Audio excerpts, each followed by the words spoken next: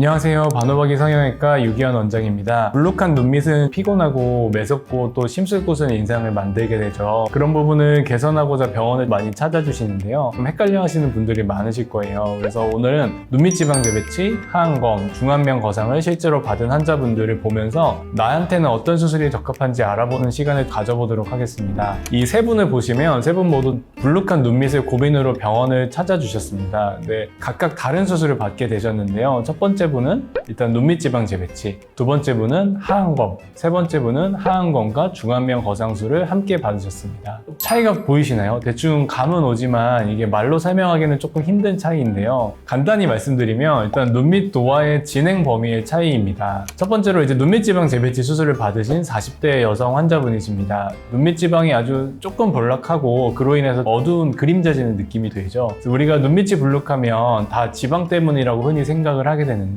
사실 눈밑 수술을 계획할 때는 지방, 피부와 근육, 앞볼 이 네 가지를 모두 평가를 해야 됩니다. 이분 같은 경우는 피부나 근육 늘어짐이 심하지 않고 피부 탄력도 좋고 앞볼 자체의 볼륨도 좋은 편이라서 눈밑 지방 재배치만으로 빠르게 교정을 해드렸습니다. 눈밑 지방 재배치는 이렇게 아직 피부 탄력이 좋고 처짐이나 지방의 정도가 심하지 않은 경우에 추천을 해드리고요. 아래 눈꺼풀 안쪽 점막으로만 접근해서 수술을 하기 때문에 회복이 빠르고 겉으로 봤을 때 수술한 티가 나지 않는다는 장점이 있습니다. 두 번째는 하안검 수술을 받으신 60대 여자 환자분이십니다. 수술 전과 수술 후 한 달째 사진이고요. 하안검 수술 같은 경우에는 지방 재배치만으로는 모자란 비교적 처짐이 진행된 분들한테 추천을 해드립니다. 아까 말씀드린 네 가지 요소 중에 이제 단순히 지방 주머니나 그 주머니의 늘어짐 뿐만 아니라 피부와 근육 처짐이 동반되었을 때 시행을 하게 됩니다. 아래 속눈썹에 가깝게 절개가 들어가게 되고 눈밑지보다는 범위가 넓어져서 박리 범위를 더 넓게 가져갈 수 있습니다. 눈물꼬랑을 풀어준 후에 이제 지방을 재배치 또는 남는 지방을 일부 제거하게 되고 피부와 근육을 당겨줘서 탄력 있게 보이게 해주게 됩니다.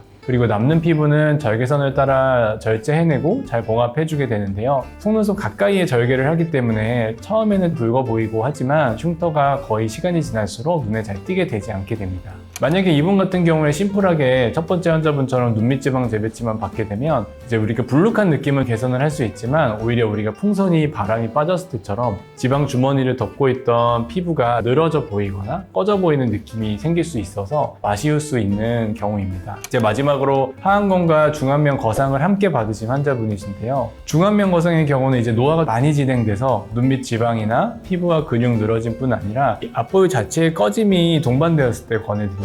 눈밑 고민으로 오시는 분들 중에 상당수에서 이제 앞볼 꺼짐과 처짐을 같이 발견을 할 수 있는데요. 이런 경우 이제 페임을 위에서 지방으로 내려서 채우는 것뿐 아니라 앞볼을 올려줘서 볼륨감 있고 매끈한 효과를 볼 수 있습니다. 절개는 하안검 수술과 동일하게 속눈썹 라인 가까이에서 들어가는데 박리 범위가 기존의 하안검들보다 밑으로 내려오게 됩니다. 그럼으로써 이제 처져 있는 앞볼의 지방층과 피부를 끌어올려줄 수 있게 되는 거죠. 앞서 보셨던 하안검 수술 환자보다 페임이 더 심한 모습이 보이시죠? 그래서 볼록해야 될 앞볼이 꺼져 납작해 보이기 때문에 눈밑이 처지고 불룩한 느낌을 좀 더 극대화시키게 됩니다. 이런 경우에 이제 중안면 거상을 함께 시행하면 다음과 같이 눈밑이 더 볼륨이 있어지고 간접적으로 이제 팔자 위로 처진 조직까지 끌어올려지는 효과를 볼 수 있습니다.